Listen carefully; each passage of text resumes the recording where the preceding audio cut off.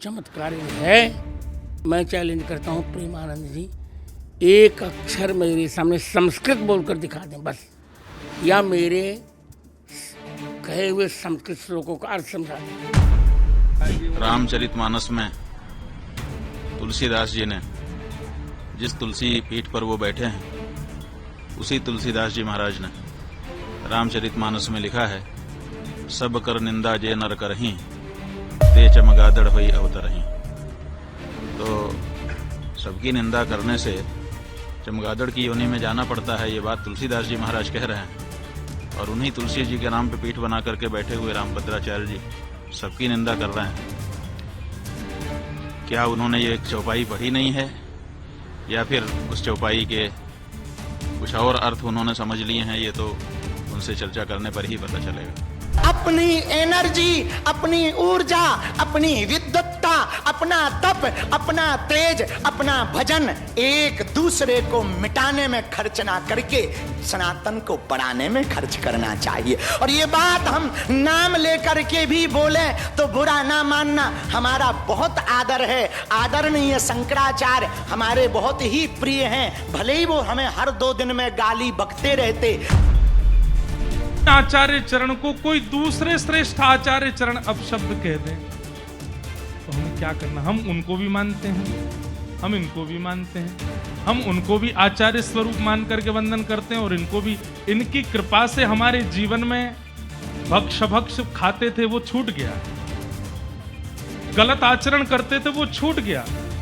जिन महापुरुष की कृपा, जिनकी वाणी से हमारा जीवन परिवर्तित हो गया, उन्हीं महापुरुष को एक ऐसे महापुरुष अपशब्द बोल रहे हैं जिनकी वाणी भी हम सुनते हैं, हमारे घर में सब सुनते हैं। ऐसी स्थिति में महाराज जी क्या करें? नमस्कार साथियों, क्या हो जब देश के 2 बड़े संतों के नाम एक विवाद में आ जाए। हाल ही में ऐसा ही हुआ श्री स्वामी प्रेमानंद जी महाराज और हमारे श्री जगतगुरु रामभद्राचार्य जी के बीच, और इस विवाद पर हमारे संत समाज के काफ़ी अन्य बड़े नामों की प्रतिक्रिया भी सामने। तो आज मैं ये पूरी कहानी विस्तार से समझाऊंगा। तो इस विवाद की शुरुआत तब हुई जब हमारे जगत गुरु श्री रामभद्राचार्य जी एक पॉडकास्ट में गए, और उस पॉडकास्ट में जाकर उन्होंने श्री प्रेमानंद जी महाराज पर एक टिप्पणी करते हुए कहा कि यदि प्रेमानंद जी महाराज असलियत में कोई चमत्कार हैं, उनके पास कोई चमत्कार है, तो वो संस्कृत का एक श्लोक बोलकर दिखाएं या संस्कृत बोलकर दिखाएं। चमत्कार है। मैं चैलेंज करता हूँ प्रेमानंद जी, एक अक्षर मेरे सामने संस्कृत बोलकर दिखा दें बस। हालांकि अगर मैं अपने शब्दों में कहूँ तो उन्होंने प्रेमानंद जी महाराज को एक चुनौती दी, अगर वो चमत्कार हैं, उनके पास कोई चमत्कार है, तो वो श्री रामभद्राचार्य जी के बोले हुए किसी भी एक श्लोक का हिंदी में अर्थ बताएं या फिर उनके सामने संस्कृत बोलकर दिखाएं। तो स्वामी रामभद्राचार्य जी की इस टिप्पणी को लोगों ने काफी असम्मानजनक समझा और इस विवाद की शुरुआत हुई। तो इस विवाद को जानने से पहले मैं चाहता हूं कि हम जो हमारे ये संत हैं, जिनके 2 नाम काफ़ी ज़्यादा इस विवाद में सामने आ रहे हैं, इनको थोड़ा करीब से जानें। स्वामी प्रेमानंद जी महाराज एक ब्रजभूमि के संत हैं, जिन्हें हाल ही में युवाओं के बीच में बहुत ज़्यादा लोकप्रियता मिली है, क्योंकि ये हमारे प्रभु की महिमा का साधारण भाषा में विवरण करते हैं, और इन्हीं कारणों से इन्हें लोकप्रियता बहुत ज़्यादा मिली है, घर घर में जाने जाते हैं। और दूसरा रीज़न ये है कि आजकल की जो युवा पीढ़ी है, उनको ये काफ़ी ज़्यादा अपने प्रवचनों से प्रभावित कर सुधारते हैं। आजकल बच्चों और बच्चियों के चरित्र पवित्र नहीं है। मान लो हमें 4 होटल के भोजन खाने की जबान में आदत पड़ गई है, तो घर की रसोई का भोजन अच्छा नहीं लगेगा। और हमारे श्री जगतगुरु रामभद्राचार्य जी, जो कि संस्कृत के महान ज्ञाता हैं और 4 वेद, 18 पुराणों और अनेक ग्रंथों के ज्ञाता हैं, वे दिव्यांग होते हुए भी अपनी विद्वता और अपने ज्ञान के लिए पूरे विश्व में सम्मानित हैं। और हमारे श्री शंकराचार्य जी महाराज, जिनको संत समाज में सर्वोत्तम माना जाता है, और इनके बताए हुए शब्दों को हमारे संत समाज में एक अंतिम मार्गदर्शन के रूप में देखा जाता है। जिस समय ये बात काफ़ी उबाल पर था, उस समय हमारे संत समाज के काफ़ी अन्य संतों ने अपने अपने जो भी उनके पास माध्यम थे, कोई कथा कर रहे थे, कोई प्रवचन, अपनी अपनी जगहों से सभी संतों को यह सुझाव दिया कि यह जो पूरा विवाद है, इसको बड़े ही प्यार से संत समाज में संतों के साथ ही इस पूरे विवाद को सुलझा दिया जाए। लेकिन हमारे जो न्यूज़ मीडिया है, रिपोर्टर्स ने इस चीज़ को इतना गलत वे से दिखाया कि मानो हमारे 2 संत ने आपस में एक दूसरे से बहुत ज्यादा बड़ा विवाद लिया हो, एक दूसरे को असम्मानजनक शब्द बोले हैं।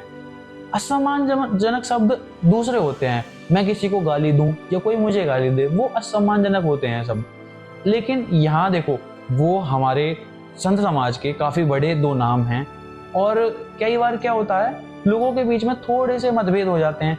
लेकिन देखो, मैं पर्सनली अपने पॉइंट ऑफ व्यू से ये कहना चाहूंगा, जिस पॉडकास्ट में वो बैठे थे, जो पॉडकास्टर थे, उन्होंने इस पूरे विवाद को शुरुआत होने से पहले अपना जो क्वेश्चन था ना, उस क्वेश्चन में एक चीज जोड़ी थी। उन्होंने ये कहा था कि जो हमारे खान सर हैं, खान सर ने स्वामी प्रेमानंद जी महाराज को भगवान का स्वरूप बोला है। अब हो सकता है इस चीज को अपने दिमाग में रखते हुए हमारे जगत गुरु रामभद्राचार्य जी ने अंधविश्वास को दूर करते हुए कहना चाहा हो कि अगर प्रेमानंद जी महाराज के पास वाकई में कोई चमत्कार है जिसके जरिए वे अपना बिना किडनियों के जीवन व्यतीत कर सकते हैं, तो उनके पास ज्ञान भी होना चाहिए। और अगर वाकई में चमत्कार है तो वो उनके सामने आएं और संस्कृत का एक शब्द भी बोलकर दिखाएं, और या फिर उनके बोले गए किसी भी श्लोक का हिंदी भावार्थ बताएं। स्वामी प्रेमानंद जी महाराज ने कभी खुद भी ये नहीं कहा कि उनके पास कोई चमत्कार है। वो हमेशा अपने 2 किडनियां ना होते हुए जो जीवन व्यतीत करते हैं, उसका क्रेडिट डायलिसिस और डॉक्टर को देते हैं। उन्होंने कई बार अपने प्रवचनों में कहा है कि मैं प्रॉपर डायलिसिस लेता हूँ, मेरी डायलिसिस होती है, इसीलिए मैं अपना जीवन व्यतीत कर रहा हूँ। उनकी दवाइयाँ होती हैं, प्रॉपर मेडिकल उनका चेकअप्स होते हैं, तब वो अपना जीवन व्यतीत कर रहे हैं। उन्होंने खुद कहा है, मैं कोई चमत्कार नहीं है मेरे पास, मैं डॉक्टर्स की बताई हुई दवाइयाँ खा रहा हूँ, मेरे साथ डायलिसिस होता है मेरा, तभी मैं आज अपना जीवन व्यतीत कर रहा हूँ। तो अंततः मैं ये कहना चाहूँगा कि जो हमारी न्यूज़ मीडिया है, इन लोगों ने अपनी टीआरपीज़ के लिए, अपने चैनल की कुछ चंद टीआरपीज़ के लिए हमारे सनातन धर्म को इतना बुरे तरीके से बदनाम किया है। तो गाइस, इस विवाद पर आप क्या कहना चाहते हैं, प्लीज़ कमेंट करें।